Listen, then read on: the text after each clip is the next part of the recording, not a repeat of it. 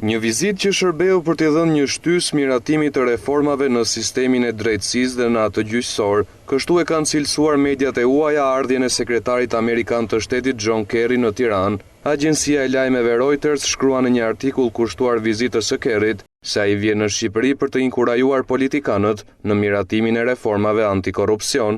Në brendësi të tekstit theksohet se Parlamenti shqiptar po diskuton edhe një paketë reformash të mbështetura nga Perëndimi, teksa përmendet edhe krijimi i Byros Kombëtare të Hetimit, e cila është modeluar në bazë të sistemit amerikan të FBI-s.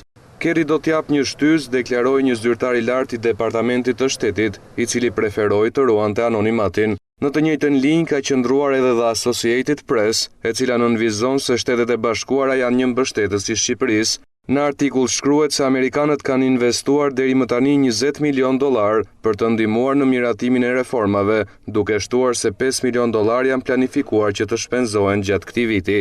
Associated Press citoi edhe fjalët e kryeministrit Rama, i cili tha se priste që reforma të miratojë gjatë muajit të ardhshëm.